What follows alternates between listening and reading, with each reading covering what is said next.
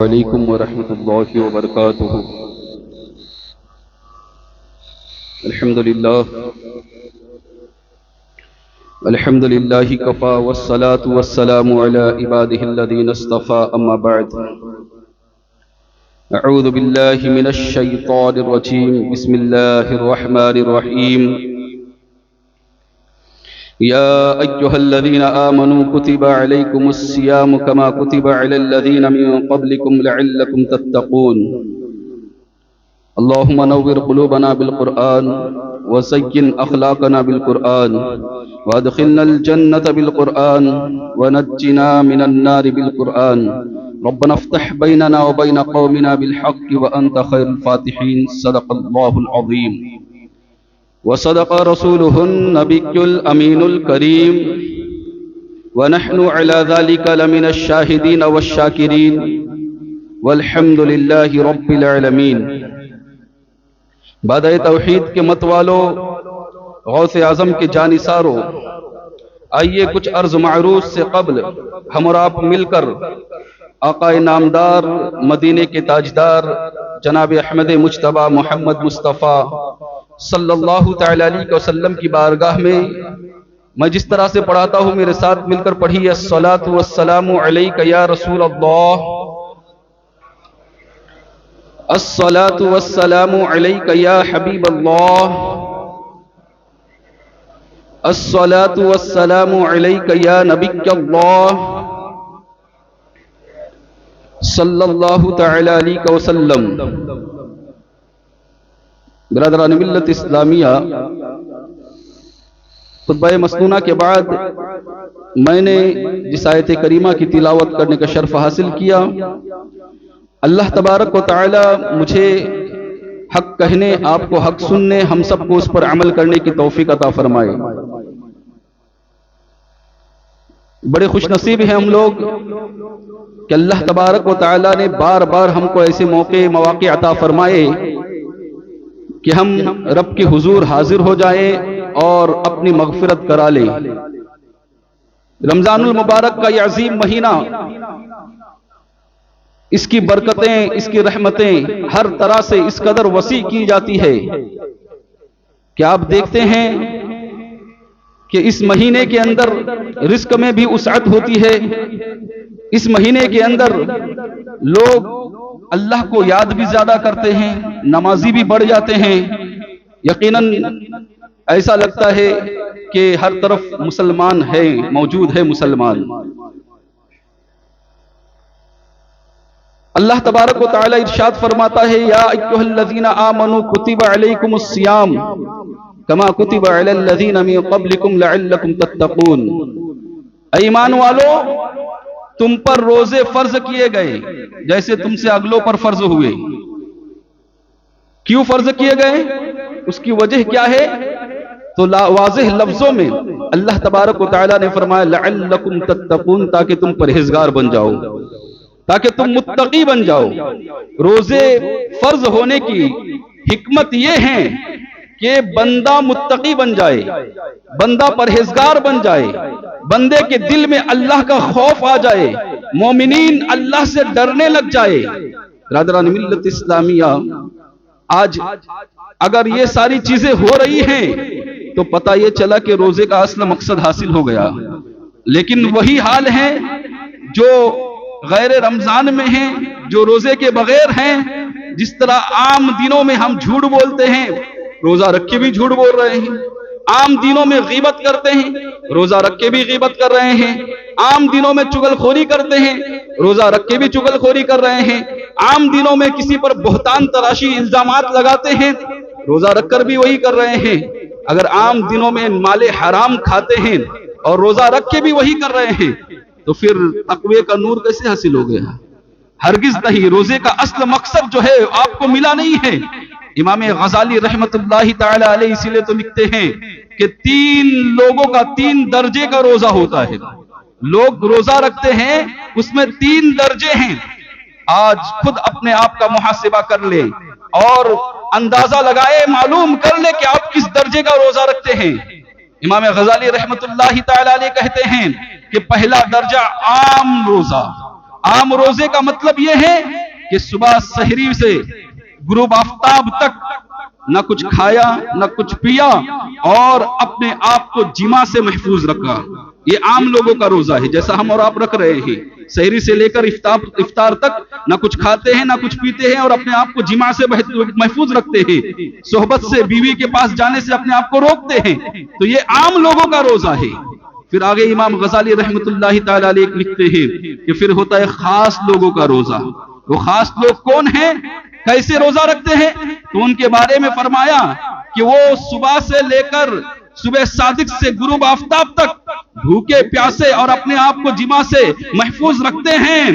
ساتھ میں ان کے آنکھوں کا بھی روزہ ہوتا ہے, ساتھ میں ان کی زبان کا بھی روزہ ہوتا ہے, ساتھ میں ان کے کان کا بھی روزہ ہوتا ہے, ساتھ میں ان کے ہاتھوں کا بھی روزہ ہوتا ہے, ساتھ میں ان کے پیروں کا بھی روزہ ہوتا ہے. یعنی بظاہر بھوکے پیاسے بھی رہتے ہیں اور اپنے آپ کو ہر گناہوں سے بچا لیتے ہیں. یہ ہے خاص لوگوں کا روزہ, یہ ہے خاص لوگوں کا روزہ. یقین جانے کہ آج ہم ایسا روزہ رکھتے ہیں؟ ہم تو صرف بھوکے اور پیاسے رہ کر روزہ رکھ رہے ہیں. ہمارا پہلا روزہ ہے عام لوگوں کی طرح ہے, عام روزہ ہے ہمارا. حقیقی روزہ جو ہے وہ یہ ہے کہ اپنے آپ کو گناہوں سے بچانا, اپنے آپ کو بے حیائی سے بچانا. برادران ملت اسلامیہ, آقا علیہ الصلوۃ والسلام نے اسی لیے ایک جگہ یوں فرمایا ہے کہ وہ جو روزہ رکھتے ہیں صبح سے لے کر شام تک بھوکے پیاسے رہتے ہیں اور جھوٹ سے بچتے نہیں ہیں, غیبت اور بے حیائی سے بچتے نہیں ہیں, فضول گوئی کرتے ہیں, تو ایسے لوگوں کے بھوکا اور پیاسا رہنے کی اللہ تعالیٰ کو کوئی ضرورت نہیں ہے. میرے آقا نے فرمایا ایسے لوگوں کا بھوکا اور پیاسا رہنے کی اللہ تبارک و تعالیٰ کو کوئی حاجت نہیں ہے کہ بھوکا پیاسا رہا جائے. بھوکا پیاسا رہنے کا اصل مقصد تو یہی تھا کہ آپ گناہوں سے بچیں, آپ گناہوں سے پرہیز کریں. آج حال یہ ہے کہ ہم روزہ رکھ کر بھی گناہ کر رہے ہیں. اب ذرا اندازہ لگائیں کہ وہ چیزیں جو غیر روزہ میں ہمیں جائز تھی, غیر رمضان میں دنوں میں ہمارے لیے جائز تھی, اپنے حلال کمائی سے کوئی چیز خرید کے لایا, کھانا لایا, اپنے کھانے کے لیے کوئی چیز لائی, آپ کے لیے حلال ہے. لیکن جیسی ہی روزہ رکھا اب وہ چیز آپ کے لیے حرام ہو گئی. آپ نے شادی کی, بیوی لائے اور آپ کی بیوی آپ کے لیے حلال ہے غیر رمضان میں, لیکن جیسے ہی آپ نے روزہ رکھا دن میں آپ کے لیے حرام ہو گئی. برادران ملت اسلامیہ, اب ذرا اندازہ لگائے یہ کیوں کیا آپ نے؟ اپنے کھانا آپ کے پاس موجود ہے, حلال رزق آپ کے پاس موجود ہے, طرح طرح کی اشیاء آپ کے پاس موجود ہے, آپ کے پاس حلال بیوی موجود ہے, پھر بھی آپ بچ رہے ہو. تو آپ کہوں گے اس لیے بچ رہا ہو کیونکہ اللہ کی مرضی ہے, اس لیے بچ رہا ہو کہ اللہ نے کہا ہے, اس لیے بچ رہا ہو کہ فرمان الہی ہے. تو مجھے کہہ لینے دیا جائے کہ جب روزے کی حالت میں جو چیزیں غیر رمضان میں حلال تھی, جو چیزیں جائز تھی, اللہ کے حکم کے مطابق آپ بچتے ہو, تو جو غیر رمضان میں بھی حرام تھی اور روزے میں بھی حرام ہے, اس کا انتخاب کیسے کر سکتے ہو؟ اس کی اجازت کیسے ہے؟ یہ غیبت ہے جو غیر رمضان میں بھی حرام ہے اور روزے میں بھی حرام ہے. لیکن اس مہینے کیونکہ فری زیادہ ہوتے ہیں لوگوں کے پاس وقت زیادہ ہوتا ہے, کام کاج سے لوگ زیادہ اپنے آپ کو بچاتے ہیں, تو پھر ہوتا یہ ہے کہ سب سے زیادہ غیبت پھر روزے کی حالت میں کی جاتی ہے, سب سے زیادہ برائی یا روزے کی حالت میں کی جاتی ہے. اسی پر بس نہیں ہوتا, بلکہ حال تو یہ ہے کہ بعد میں نماز ظہر کے یا عصر کے بعد مسجد ہی میں بیٹھتے ہیں, مسجد کے صحن میں, اور پھر وہیں پر برائیاں شروع کرتے ہیں, وہیں پر غیبتیں شروع کرتے ہیں, وہیں پر ایک دوسرے پر طعن شروع کرتے ہیں, اور ہنسی مذاق, کسی کا مذاق اڑانا وہیں پر شروع کر دیتے ہیں. اور پھر حال یہ ہوتا ہے کہ کبھی کبھی لڑائی تک بھی نوبت پہنچ جاتی ہے. کیا یہ روزہ ہے آپ کا؟ سچ سچ کہنا کہ یہی روزہ ہے, روزے کا یہی مقصد ہے. ذرا اپنے آپ سے سوال کرنا, اگر یہی مقصد ہے روزے کا تو پھر آپ یہی اگر آپ کر رہے ہیں تو پھر آپ کو روزے کا مقصد تو حاصل نہیں ہوا. روزے کا اصل مقصد ہے لعلکم تتقون, تم پرہیزگار بن جاؤ, تم متقی بن جاؤ, یہ روزے کا مقصد ہے. اور ہم نے مسجد میں بیٹھ کر غیبتیں شروع کر دی ہیں, مسجد میں بیٹھ کر برائیاں شروع کر دی ہے. برادران ملت اسلامیہ, یاد رکھنا مسجد کا احترام وہ احترام ہے. آقا علیہ الصلوۃ والسلام نے ارشاد فرمایا اگر کوئی مسجد کے اندر مباح بات, جائز بات, غیبت تو حرام ہے, مباح بات جو جائز بات ہوتی ہے وہ اگر کوئی مسجد کے اندر کرتا ہے ایک مرتبہ, تو اللہ کے رسول تاجدار مدینہ صلی اللہ علیہ وسلم فرماتے ہیں کہ اس کی 40 سال کی عبادت رائے گا چلی جاتی ہے. برادران ملت اسلامیہ، ذرا اندازہ لگائیں وہ لوگ جو مسجد میں چلاتے ہیں، مسجد میں شور شرابہ کرتے ہیں اور مسجد میں غیبتیں کرتے ہیں، کل قیامت کے دن جب اپنے نامہ اعمال کو دیکھیں گے تو پھر ان کے نامہ اعمال میں کوئی نیکیاں نہیں ہوگی، کوئی اچھائیاں نہیں ہوگی، صرف برائیاں ہی برائیاں ہوگی، اچھے اعمال اکارت کر دیے گئے ہوگے۔ تو پھر اس وقت افسوس کرو گے، اس وقت پچھتاؤ گے کہ کاش ہم نے علماء کی بات سنی ہوتی اور مسجد کا احترام کیا ہوتا۔ برادران ملت اسلامیہ، ان تمام باتوں سے توبہ کرو، اس لیے کہ غیبت ایسی برائی ہے، آقا علیہ الصلوۃ والسلام نے فرمایا الغیبت اشد من الزنا، غیبت تو زنا سے بھی زیادہ سخت ہے، غیبت زنا سے بھی زیادہ بری چیز ہے۔ برادران ملت اسلامیہ، آقا علیہ الصلوۃ والسلام کے دور میں دو عورتوں نے روزہ رکھا اور پھر ان کو روزے کی شدت محسوس ہوئی، بھوک لگی، پیاس لگی، یہاں تک کہ تڑپنے لگ گئی۔ کبھی کبھی روزہ اس لیے بھی لگتا ہے غیبت کرنے کی وجہ سے، سوچو ہم جو ایک دوسرے کی برائی کرتے ہیں نا تو پھر یہ روزہ کی شدت محسوس ہوتی ہے، پیاس اور بھوک کی شدت محسوس ہوتی ہے۔ ان دونوں عورتوں کا حال یہ ہوا کہ تڑپنے لگ گئی، ایسا لگتا تھا کہ اب جان نکل جائے گی، لیکن آقا علیہ الصلوۃ والسلام کا فرمان تھا کہ جب تک میرا حکم نہ آ جائے، جب تک میں نہ کہوں، اس وقت تک روزہ افطار نہیں کرنا۔ ایک شخص دوڑ کر اللہ کے رسول صلی اللہ علیہ وسلم کی بارگاہ میں حاضر ہوا، عرض کرنے لگا یا رسول اللہ صلی اللہ علیہ وسلم، یہ فلاں قبیلے کے دو عورتیں ہیں جنہوں نے روزہ رکھا تھا، حال یہ ہے کہ تڑپ رہی ہے، ایسا لگ رہا ہے جان نکل جائے گی۔ میرے آقا علیہ الصلوۃ والسلام نے ایک پیالہ لیا اور اس شخص سے کہا یہ پیالہ لے جاؤ اور ان کو کہو کہ وہ قے کرے، وہ الٹی کرے۔ جیسے ہی یہ پیالہ لے کر گئے اور ان سے کہا کہ اللہ کے رسول صلی اللہ علیہ وسلم نے فرمایا ہے الٹی کرو، قے کرو، جیسے ہی قے کی گئی تو کیا دیکھتے ہیں اس پیالے کے اندر گوشت کے لوتھڑے تھے اور خون ہی خون تھا۔ میرے آقا علیہ الصلوۃ والسلام نے جب یہ ماجرا سنایا گیا اور کہا کہ اس پیالے کے اندر جب انہوں نے الٹی کی تھی تو گوشت اور خون کے لوتھڑے تھے، تو اللہ کے رسول صلی اللہ علیہ وسلم نے فرمایا کہ انہوں نے حلال چیز سے روزہ تو رکھا تھا، حلال چیز سے سحری تو کی تھی، لیکن حرام چیز کے ذریعے روزے کو افطار کیا تھا۔ پوچھا گیا وہ حرام چیز کیا ہے تو اللہ کے رسول صلی اللہ علیہ وسلم نے فرمایا کہ وہ حرام چیز غیبت ہے، ان لوگوں نے اپنے بھائیوں کی غیبت کر کے اپنے مردہ بھائی کا گوشت کھایا تھا۔ کیا تم نے قرآن میں نہیں پڑھا وَلَا يَغْتَبْ بَعْضُكُمْ بَعْضًا أَيُحِبُّ أَحَدُكُمْ أَن يَأْكُلَ لَحْمَ أَخِيهِ مَيْتًا فَكَرِهْتُمُوهُ، کہ کیا آپس میں تم ایک دوسرے کی غیبت نہ کرو؟ تم میں سے کون ہے ایسا جو اس بات کو پسند کرے گا کہ اپنے مردار بھائی کا گوشت کھائے؟ فَكَرِهْتُمُوهُ، تو ہر کوئی اس سے نفرت کرے گا۔ مردار بھائی کا گوشت کھانا یہ غیبت کرنے کے برابر ہے۔ برادران ملت اسلامیہ، تو پتہ یہ چلا کہ غیبت بہت بری چیز ہے، غیبت سے اپنے آپ کو بچانا چاہیے، ہر وقت بچانا چاہیے، لیکن خصوصیت کے ساتھ روزے میں اور اہتمام کرنا چاہیے، روزے میں اور بچانا چاہیے۔ برادران ملت اسلامیہ، یہ غیبت ایک ایسی چیز ہے کہ جانتے ہو یہ غیبت اس کا کوئی فائدہ نہیں ہے۔ آج تک غیبت کرنے کا کسی کو فائدہ ہوا ہے؟ مجھے بتاؤ کسی کو فائدہ ملتا ہے؟ کسی کی برائی کر لے تو آپ کو کچھ حاصل ہونے والا ہے، کچھ ملنے والا ہے؟ نہیں ملتا، لیکن لذت تو بڑی آتی ہے، مزہ تو بڑا آتا ہے نا؟ زبان پر چسکا جو لگ جاتا ہے اس کا لطف کتنا آتا ہے، کتنے مزے سے غیبت کرتے ہیں، کتنے مزے لے لے کے ایک دوسرے کی برائیاں بیان کرتے ہیں۔ وجہ کیا ہے جانتے ہو؟ امام غزالی رحمت اللہ تعالی علیہ نے لکھا ہے کہ ایک بزرگ تھے، وہ جا رہے تھے کہ دیکھا کہ شیطان گزر رہا ہے، شیطان کے ایک ہاتھ میں شہد ہے اور ایک ہاتھ میں راکھ ہے۔ شیطان سے اس بزرگ نے پوچھا اے بدبخت، یہ تو کہاں جا رہا ہے اور شہد کا کیا کرے گا اور راکھ کا کیا کرے گا؟ شیطان رکا اور شیطان کہنے لگا کہ اے اللہ کے ولی سنو، یہ جو شہد ہے نا یہ میرے استعمال میں آتی ہے۔ کہاں کیا کرتا ہے اس کا تو؟ کہاں کہ یہ شہد میں غیبت کرنے والوں کے ہونٹوں پر لگا دیتا ہوں، اس لیے غیبت کرنے والے کو لطف آتا ہے، غیبت کرنے والے کو جو مزہ آتا ہے میں شہد ہونٹوں پر لگاتا ہوں۔ پھر کہا یہ راکھ کا کیا کرے گا؟ کہا راکھ جو ہے یتیموں کے چہرے پر، اس کے بالوں پر لگاتا ہوں، اس لیے یتیموں کا چہرہ دیکھ کر لوگ نفرت کرتے ہیں اور اس کے سر پر کوئی شفقت سے ہاتھ نہیں پھیرتا ہے۔ برادران ملت اسلامیہ، تو یہ وجہ یہ ہے کہ اصل وجہ، بنیادی وجہ یہ ہے کہ غیبت سے کوئی فائدہ نہیں ہے سوائے نقصان کے۔ نقصان بہت بڑا ہے، آپ سوچ رہے ہوں گے کون سا نقصان ہے؟ تو دنیا میں تو ہے ہی ہے، اگر آپ کسی کی غیبت کریں گے تو آپ کے تعلق سے وہ اچھا نہیں سوچے گا کبھی، اور اس کو ایک نہ ایک دن بعد معلوم ہوگی ہی ہوگی۔ لیکن آخرت کا نقصان بہت بڑا نقصان ہے، آخرت کا خسارہ بہت بڑا خسارہ ہے۔ جانتے ہو وہ خسارہ کیا ہے؟ جانتے ہو نقصان کیا ہے؟ کل قیامت کے دن جس کی غیبت کی گئی ہوگی، جس کی غیبت آپ نے کی ہے، میں نے کی ہے، تو کل قیامت کے دن میری نیکیوں کو اس کو دیا جائے گا۔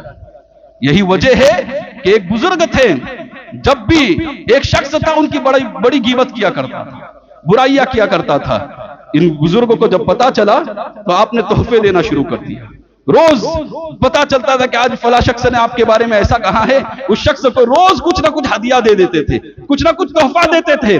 اب وہ شخص سوچنے لگا کہ میں تو حضرت کی برائی کرتا ہوں اور حضرت ہے کہ مجھے نوازتے جا رہے ہیں، حضرت ہے کہ مجھے تحفہ دیتے جا رہے ہیں۔ تو پھر اس نے سوچا نہیں، حضرت بہت اچھے، اب غیبت نہیں کروں گا۔ اس نے جیسی ہی غیبت بند کر دی، حضرت نے تحفہ دینا بند کر دیا۔ حضرت نے اب تحفہ کوئی نہیں دیا۔ وہ حیران ہوا، پریشان ہوا، کہا غیبت کرتا ہوں تو تحفے ملتے ہیں اور غیبت بند کرتا ہو تو تحفے بند ہو جاتے ہیں، وجہ کیا ہے؟ دوڑ کر حضرت کے قدموں میں آیا اور حضرت سے عرض کرنے لگا، حضور معاملہ سمجھ میں نہیں آیا، آپ کی غیبت کرتا تھا، آپ تحفے بھیجتے تھے، اور آپ کی برائی بند کر دیا، آپ نے تحفہ بند کر دیا۔ تو کہا ہاں سن، بات صحیح ہے، یہی اصل وجہ ہے۔ تو جب میری غیبت کرتا تھا، اللہ تیری نیکیوں کو میرے نام اعمال میں منتقل کرتا تھا، اس لیے میں تجھے ہدیہ بھیجتا تھا۔ تو نے غیبت کرنا بند کر دیا ہے، اب تیری نیکی تیری رہ گئی ہے، اس لیے میں نے تجھ پر تحفہ بھی بند کر دیا ہے۔ برادران ملت اسلامیہ، تو یہ کل قیامت کے دن پتا چلے گا نا، جس دن ایک ایک نیکی کے لیے ترسو گے، ایک ایک نیکی کے لیے ماں کے پاس، باپ کے پاس، بھائی کے پاس، بیٹے کے پاس، سب کے پاس جاؤ گے۔ یوم یفر المرء من اخیہ و امہ و ابیہ و صاحبتہ و بنیہ، قرآن کہتا سب ایک دوسرے سے بھاگیں گے، کوئی نیکی نہیں دے گا آپ کو، ایک نیکی دینے کے لیے کوئی تیار نہیں ہوگا۔ اس دن آپ کو پتا چلے گا کہ آپ نے بلا وجہ کسی کی غیبت کر کے اپنے نیکیاں اس کو دیے ہیں۔ برادران ملت اسلامیہ، تو روزہ ایسا رکھو کہ وہ روزے کے اندر اپنی زبان کا بھی روزہ ہو۔ امام غزالی نے جو دوسرا درجہ بتایا ہے کہ زبان کا روزہ، زبان کے روزے میں سب سے پہلی چیز یہ کہ اپنے آپ کو، اپنی زبان کو غیبت سے بچاؤ، اپنی زبان کو چغل خوری سے بچاؤ۔ دوسری بات یہ کہ زبان کا روزہ اس طرح سے بھی ہے کہ زبان سے جھوٹ نہ بولو۔ کچھ لوگ کہتے ہیں کاروبار میں جھوٹ نہیں بولیں گے تو کاروبار ہی نہیں چلے گا۔ میں کہتا ہوں کہ جھوٹ بول کر کامیاب تو لوگے، جھوٹ بول کر کچھ رقم حاصل تو کر لوگے، تھوڑی سی دولت تو حاصل کر لوگے، لیکن جھوٹ کی لعنت کی وجہ سے اس دولت سے برکت کا خاتمہ کر دیا جائے گا، اس کا بھرپایا کہاں سے کرو گے؟ لہذا جھوٹ مت بولو۔ جھوٹ ایسی چیز ہے، قرآن فرماتا لعنت اللہ علی الکاذبین، جھوٹے پر اللہ کی لعنت ہے۔ بعض وقت انسان قرآن پڑھ رہا ہوتا ہے اور اپنے آپ پر لعنت بھیج رہا ہوتا ہے، بعض وقت قرآن پڑھ رہا ہوتا ہے اور اپنے آپ پر لعنت بھیج رہا ہوتا ہے۔ وہ کیسے؟ وہ اسی طرح، کیونکہ وہ جھوٹا ہوتا ہے، وہ جھوٹا ہوتا ہے اور خود پڑھتا ہے لعنت اللہ علی الکاذبین، یعنی اپنے آپ پر ہی تو لعنت کر رہا ہے وہ۔ برادران ملت اسلامیہ، جھوٹ بہت بری چیز ہے۔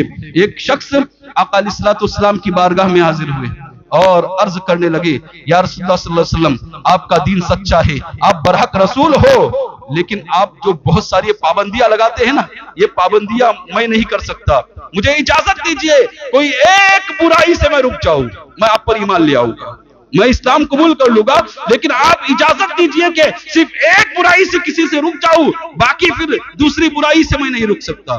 برادران ملت اسلامیہ، آقا علیہ السلام، کیونکہ نیا نیا مسلمان ہونا تھا تو آقا علیہ السلام نے فرمایا ٹھیک ہے کہ تو اسلام قبول کر لے، لیکن ایک نصیحت پر عمل کر، ایک برائی سے رک جا اور جھوٹ کبھی مت بولنا، جھوٹ کبھی مت بولنا۔ برادران ملت اسلامیہ، روایت میں آتا ہے کہ وہ شخص جو ہے وہ اسلام قبول کر لیا اور چلا گیا۔ اس زمانے میں شراب پی جاتی تھی اور بھی بہت ساری برائیوں کا وہ دل دادا تھا۔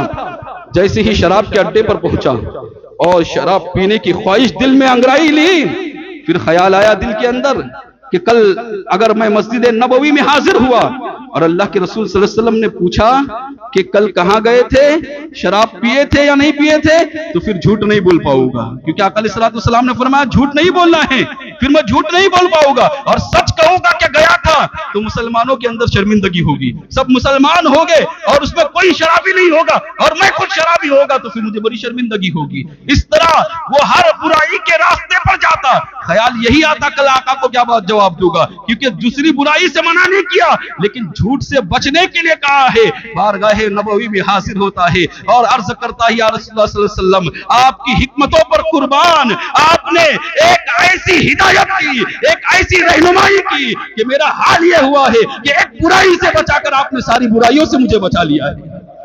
برادران ملت اسلامیہ، جھوٹ، روزہ رکھ کر جھوٹ، پھر روزے کا مقصد کیا حل ہوگا؟ ہرگز نہیں۔ روزہ رکھ کر جھوٹ نہ بولو، بلکہ عام دنوں میں بھی جھوٹ نہیں بولنا چاہیے۔ یاد رکھنا، جب بندہ جھوٹ بولتا ہے نا تو اللہ کے رسول صلی اللہ علیہ وسلم نے فرمایا کہ فرشتہ اس سے 1 میل دور چلا جاتا ہے۔ جو رحمت کا فرشتہ ہے اس سے 1 میل دور چلا جاتا ہے، اور جس سے رحمت کا فرشتہ دور ہو جائے اس کے کمائی میں برکت کہاں سے ہوگی؟ برادران ملت اسلامیہ، کم کماؤ، حلال کماؤ، لہذا جھوٹ بول کر نہ کماؤ، اس سے بے برکتی ہوتی ہے۔ اور اسی طرح اس زبان کا ایک روزہ یہ بھی ہے کہ کسی کو اپنی زبان سے اذیت نہ دو، گالی نہ دو، کسی کو پریشان نہ کرو، زبان سے، اپنی زبان سے کسی کو کڑوا کڑوا بول کر تکلیف نہ دو۔ لیکن یہ نہیں اس سے مراد یہ کہ دین کی بات نہ سنائی جائے، حق بات جو ہے دین کی ہے وہ تو ضرور سنائی جائے گی، وہ تو ضرور بتائی جائے گی، ہاں اپنی ذات کی لیے، اپنی ذات کے لیے کسی کو اذیت نہ دو، اپنی ذات کے لیے کسی کو کڑوی بات نہ کہو۔ برادران ملت اسلامیہ، یہ زبان کا روزہ ہے، اسی طرح آنکھوں کا بھی روزہ ہے۔ آنکھوں کا روزہ کیا ہے؟ بے حیائی کی مناظر سے پرہیز کرو۔ آج ہماری قوم، بالخصوص ہمارے نوجوان سے میں گزارش کروں گا، کیا آج روزہ تو رکھتے ہو اور دن بھر فحش فلمیں دیکھتے ہو، ننگی فلمیں دیکھتے ہو، فیس بک اور واٹس ایپ پر اور نہ جانے کہاں کہاں سوشل میڈیا کے اوپر کیا کیا دیکھتے ہو؟ کیا یہ آپ کا روزہ ہے؟ واقعی پوچھو، اپنے آپ سے سوال کرو، صبح سے لے کر شام تک رب کی خاطر بھوکے رہے ہو تو کیا یہ روزہ ہے آپ کا کہ آپ فحش فلمیں دیکھیں، آپ ننگی فلمیں دیکھیں؟ برادران ملت اسلامی، اپنے آپ کو بچاؤ، اس لیے کہ آقا علیہ الصلوۃ والسلام نے فرمایا کہ کل قیامت کے دن جو گانا سنتا ہے اور جو غیر محرم کو دیکھتا ہے، جو فحش فلمیں دیکھتا ہے، کل قیامت کے دن جہنم سے سیسا پگھلایا جائے گا اور اس کی آنکھوں میں ڈالا جائے گا، اس کے کان میں ڈالا جائے گا۔ ذرا سوچو، یہ شیشہ نہیں ہے، یہ شیشہ جسے کانچ کہتے ہیں، سیسا ہے، گوگل پر سرچ کر کے دیکھ لینا یہ کیا چیز ہوتی ہے اور اس کے اندر حدت گرمی کتنی ہوتی ہے جب یہ گرم ہوتا ہے تو۔ برادران ملت اسلام میں سیسا ہے یہ آج حال یہ ہے کہ اگر ایک دن کا آنکھ میں چلا جائے تو برداشت نہیں کر سکتے ہو، پورا دن صرف اس کو نکالنے میں لگاؤ گے، جب تک نکلے گا نہیں سکون نہیں ملے گا۔ آج سیسا گرم کر کے وہ بھی جہنم کی آگ میں گرم کر کے آنکھوں میں ڈال دیا جائے گا، اس دن کیا کرو گے؟ تو آنکھوں کا روزہ یہ ہے کہ اپنی نگاہوں کو نیچے رکھے۔ قرآن فرماتا ہے وَقُلْ لِلْمُؤْمِنِينَ يَغُضُّوا مِنْ أَبْصَارِهِمْ وَيَحْفَظُوا فُرُوجَهُمْ، مومنین سے کہہ دیجئے کہ وہ اپنی نگاہیں نیچے رکھے اور اپنی شرمگاہ کی حفاظت کرے۔ برادران ملت اسلامیہ، اسی طرح مومنہ عورتوں کے بارے میں بھی آگے فرمایا وَقُلْ لِلْمُؤْمِنَاتِ يَغْضُضْنَ مِنْ أَبْصَارِهِنَّ وَيَحْفَظْنَ فُرُوجَهُنَّ، کہ مومنہ عورتوں سے بھی کہہ دیجئے کہ وہ اپنی نگاہیں نیچی رکھیں اور اپنی شرمگاہ کی حفاظت کرے۔ برادران ملت اسلامیہ، روزہ تو یہ بھی ہے نا کہ اپنی نگاہوں کی حفاظت کی جائے، غیر محرم کو نہ دیکھا جائے، اور عورتیں جو ہیں وہ اپنے آپ کو غیر محرم کے سامنے نہ پیش کرے، غیر محرم کے سامنے عریاں لباس کے اندر نہ آئے، مجبوری میں اگر آنا ہے تو پھر باحیا طریقے سے آئے۔ برادران ملت اسلامیہ، اگر ہماری خاتون، ہماری خواتین اگر با پردہ ہو جائے گی، اللہ کی رحمتیں برسنا شروع ہو جائے گی۔ دلی کا ایک واقعہ ہے، حضرت نظام الدین ابو المعید رحمت اللہ تعالی علیہ، بہت بڑے بزرگ ہیں، اللہ کے ولی ہیں، ان کے زمانے کی بات ہے، دلی میں قحط پڑا، حال یہ تھا کہ کھانے کے لیے کچھ نہیں ہے، پینے کے لیے بھی پانی ختم ہو رہا تھا، اناج ختم ہے، غلہ ختم ہے، پرندے بھوکے ہیں، جانور بھوکے ہیں، انسان بھوکا ہے۔ حال یہ ہے کہ پانی تک میسر نہیں آ رہا ہے، نماز استسقاء پڑھ کے تھک گئے ہیں، دعائیں مانگ مانگ کر تھک گئے ہیں، لیکن پانی کا بارش کی ایک بوند نہیں برس رہی ہے، قحط سالی کا عالم ہو گیا ہے۔ ایسے عالم میں لوگ حضرت نظام الدین ابو المعید رحمت اللہ تعالی علیہ کے پاس آتے ہیں اور آنے کے بعد عرض کرتے حضور آپ دعا کیجئے، آپ کی دعا اللہ ضرور قبول کرے گا، آپ اللہ کے ولی ہیں، آپ کی دعا اللہ رد نہیں کرے گا۔ چرند پرند بھوکے ہیں، جانور بھوکے ہیں، بچے بھوکے ہیں، بھوک سے قرار ہے بچے، آپ دعا کر دیجئے اللہ بارش نازل فرمائے، اللہ باران رحمت کو نازل کرے۔ حضرت نظام الدین ابو المعید رحمت اللہ تعالی علیہ اپنے کمرے میں گئے، کمرے سے ایک دوپٹہ نکال کر لائے، دوپٹے کو بچھایا اور پھر اپنے دونوں ہاتھوں کو بلند کیا، بلند کر کے یوں عرض کیا، مولا یہ اس خاتون کا دوپٹہ ہے جس کے بال بھی کبھی کسی غیر محرم نے نہیں دیکھے ہیں، مولا اس میں وہ خاتون کوئی اور نہیں ہے، وہ خاتون میری والدہ ہے، میں اس والدہ کے صدقے سے، اس والدہ کی وسیلے سے دعا کرتا ہوں اللہ بارش باران رحمت کا نزول فرما۔ روایت میں آتا ہے کہ ابھی دعا مکمل بھی نہ ہوئی تھی کہ آسمان پر بادل چھانے لگ گئے اور آسمان سے بارش کا نزول شروع ہو گیا۔ برادران ملت اسلامیہ، یہ ہے خاتون کے پردے کی اہمیت، اور یہ ہے خواتین اگر پردہ کرے تو اس کو یہ انعام ملے گا۔ خود اتنے بڑے بزرگ تھے کہ دعا کرتے تو اللہ رائے گا نہیں جانے دیتا دعا کو، لیکن وسیلہ پیش کیا تو وہ وسیلہ پیش کیا والدہ کا وسیلہ، اور وہ ایسی والدہ کہ جس کے بارے میں انہوں نے بڑے اہتمام کے ساتھ کہا تھا کہ مولا وہ میری والدہ ایسی والدہ ہے کہ جس کے بال کو کسی غیر محرم نے نہیں دیکھا ہے، یہ دوپٹے سے وہ اپنے سر کو اس طرح سے ڈھانک لیا کرتی تھی۔ برادران ملت اسلامیہ، تو آنکھوں کا روزہ بھی یہی ہے، کان کا روزہ یہ ہے کہ اس سے گناہوں سے محفوظ، کوئی گانا نہ سنے، بے حیائی والی بات نہ سنے، کوئی غیبت کرنے کے لیے آپ کے پاس آئے کہہ دو میں روزے سے ہوں، میں تیری غیبت نہیں سننا چاہتا، میں تیری بات نہیں سننا چاہتا، یہ کان کا روزہ ہوگا۔ اسی طرح ہاتھ کا روزہ یہ ہے، نوجوانوں سے بالخصوص میں عرض کرنا چاہوں گا کہ روزہ تو رکھتے ہیں، نماز مسجد سے باہر نکلے کیا غیر محرم لڑکیوں سے، غیر محرم عورتوں سے واٹس ایپ اور فیس بک پہ چیٹنگ شروع کر دیتے ہو۔ برادران ملت اسلامیہ کی آپ کا یہ روزہ ہے، یہ روزہ رکھا ہے آپ نے، اللہ کا ڈر، اللہ کا خوف کچھ بھی نہیں آپ کے دل میں، غیر محرموں سے بات کرتے ہوئے آپ کے ہاتھ کانپے نہیں ہیں۔ برادران ملت اسلامیہ، اگر آپ واقعی روزے دار بننا چاہتے ہو تو ہاتھ کا روزہ اس طرح سے رکھو کہ اس ہاتھ سے نہ کسی کو تکلیف دو، نہ چیٹنگ کے ذریعے غیر محرم سے اس ہاتھ سے باتیں کرو۔ برادران ملت اسلامیہ، یہ ہاتھ کا روزہ ہوگا۔ اسی طرح پیروں کا روزہ یہ ہے کہ اس پیر کو کبھی بھی کسی غلط کام کی طرف نہ بڑھاؤ، یہ تو خاص لوگوں کا روزہ ہے، اور خاص الخاص کا روزہ بھی امام غزالی نے 3 درجے بیان کیے ہیں۔ وہ تیسرا درجہ روزے کا یوں بیان فرمایا، امام غزالی فرماتے ہیں کہ وہ روزے دار جو صبح سے لے کر شام تک اپنے آپ کو گناہوں سے تو محفوظ، اپنے آپ کو بھوک اور پیاس سے تو بھوکا اور پیاسا تو رکھتا ہے، اور اپنی بیوی سے اپنی محفوظ تو رہتا ہے، لیکن ساتھ میں اپنے کان کا بھی روزہ رکھتا ہے، آنکھوں کا بھی روزہ رکھتا ہے، جسم کا بھی روزہ رکھتا ہے، یعنی گناہوں سے بھی بچتا ہے۔ اور تیسرا درجہ یہ ہے کہ وہ اپنے دل میں کسی کے تعلق سے غلط سوچتا بھی نہیں ہے، یعنی اس کے دل میں بھی غلط خیال نہیں آتا ہے، بس میں اور میرا رب، میں اور میرا اللہ۔ یہ خاص الخاص کا روزہ ہے۔